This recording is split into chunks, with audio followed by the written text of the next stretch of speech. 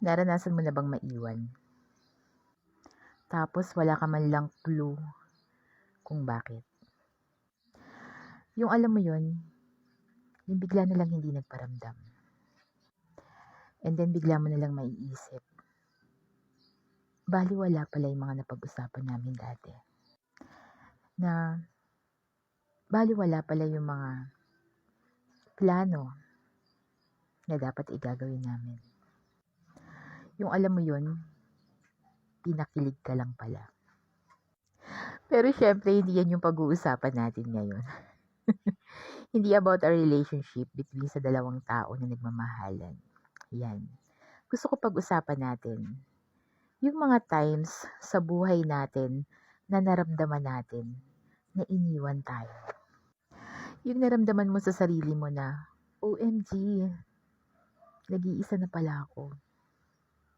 Alam mo kasi parang itong mga panahon na to, ang sarap lang magnilay, ang sarap lang balik-balikan yung mga experience, ang sarap lang balik-balikan yung mga pinagdaanan mo, di ba? Bigla ko lang kasi naalala, nung maliit pa kasi ako, bigla na lang, wala na yung mama ko. And then, ang sumunod, bigla na lang, wala na rin yung kapatid ko. Ang dami kong hindi naiintindihan ng mga panahong yon. Pero alam mo ba, nung mga panahon na biglang nawala yung mama ko, tapos bigla ring nawala yung kapatid ko kasi sinama na ng mama ko. After nung pangyayaring yun, bigla naman ako nagkaroon ng another na nanay.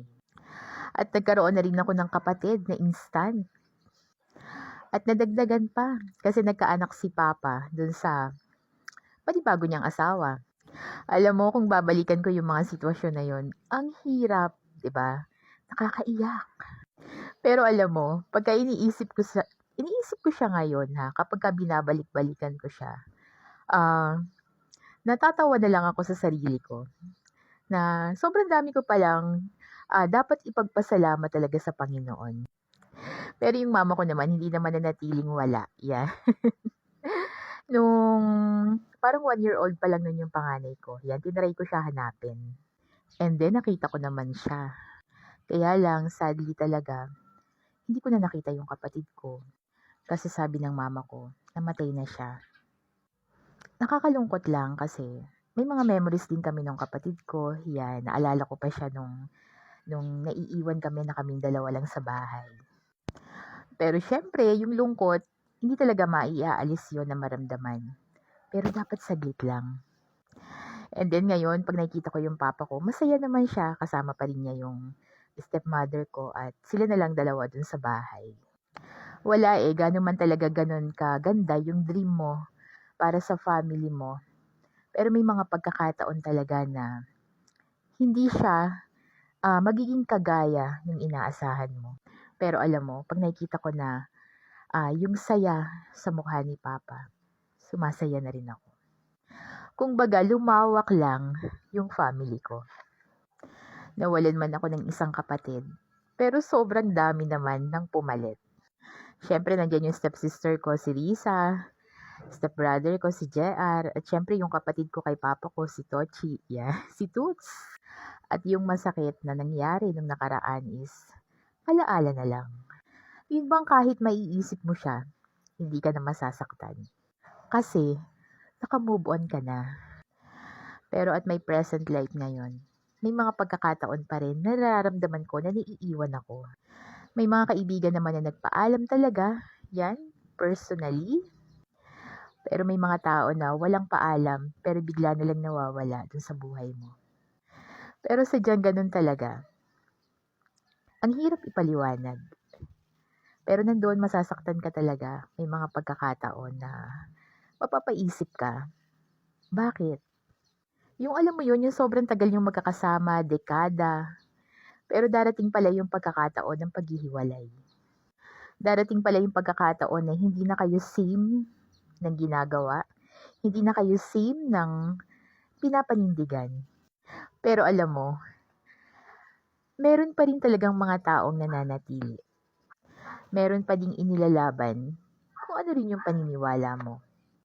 Meron pa rin mga tao na kasama mo na tumitindig para dun sa pinaniniwalaan mo. Grabe 'no, sobrang drama ba ngayong araw na 'to? Wala lang, medyo, ewan ko ba 'pag dumadating yung Holy Week, 'yan. Medyo parang ang sarap lang alalahanin yung mga nakaraan, 'yan, 'di ba? Ang sarap lang balik-balikan yung mga struggles mo dati na ngayon, parang tinitingnan mo na lang siya na, blessing ng Panginoon sa'yo, 'yan, 'di ba?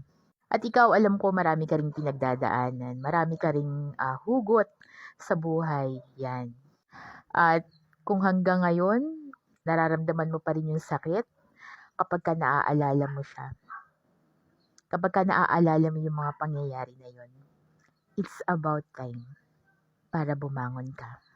It's about time para mag-move on ka dun sa mga pangit na nangyari sa buhay mo. Pero paano mo nga ba gagawin yun? Umpisahan mo sa pag-alala ng mga magagandang bagay na nangyari sa'yo. Umpisahan mo sa pagpapasalamat sa Lord. Na grabe, nalampasan ko ang lahat ng yun. Grabe, nakakatuwa. Kasi, hindi ko ma-imagine. Pero nakalampas ako sa mahirap na sitwasyon na yun. O maring nasa process ka ngayon? Okay lang yan. Okay lang yan kung nasa process ka ngayon. Huwag ka malulungkot kung meron ka pa rin nararamdaman na galit, kung meron ka pa rin nararamdaman na lungkot, kung meron ka pa rin nararamdaman na, alam mo yun, mga sari-saring emosyon na hindi mo maipaliwanag. Ang mahalaga, meron kang outlet. Hindi naman talaga kailangan na ikwento mo sa lahat ng tao yung mga naranasan mo. Pwede kang humanap ng mga kaibigan na mapagkakatiwalaan, or kung talagang feeling mo sobrang nakakahiya yung nagawa mo o pinagdaanan mo, meron ka pa rin isang pwedeng lapitan. Meron ka pa rin isang pwedeng pagsabihan. At ito yung pinaka-the best na pwede mong pagsabihan ng lahat ng mga pinagdadaanan mo ngayon. Sabi dito sa Hebreo 13:6, hindi kita iiwan, ni pababayaan man. Kaya't buong tapang nating masasabi, ang Panginoon ang tumutulong sa akin, hindi ako matatakot. Ano ang magagawa sa akin ng tao? 'Di ba? Nandun yung assurance. Assurance na anuman yung pagdaanan mo sa buhay mo, meron at meron kang malalapitan. Na meron at meron kang masasandalan. Alam ko, marami ka pa rin pinagdadaanan ngayon. Marami ka pa rin struggles. Marami ka pa rin kalituhan. Marami pa rin pagkakamali na nagagawa. At parehas lang tayo. Pero hindi na mahalaga kung ano man yung pagkakamali na nagawa mo. Ang mahalaga, willing ka na baguhin kung ano man yun. Yung willing ka na mag-umpisa ulit para higit na mas maging maayos yung buhay mo. Oo, hindi ganon kadali. Hindi ganon kadali na malampasan yung mga problema. Hindi rin ganon kadali na magpatawad, lalo na kung ito ay sobrang nakasakit sa puso mo. Pero lagi mong tatandaan yung yakap ng Panginoon sa'yo. Yung sinabi niya na hindi ka niya iiwan, ni pababayaan man. Umpisahan mo ulit magmahal, umpisahan mo ulit na ibigay yung the best mo para sa mga tao sa paligid mo. Kahit pa yung mga tao na hindi ka na-appreciate, ako naniniwala ako na mas marami pa ring mabubuting tao ang ibibigay sa'yo ng Panginoon.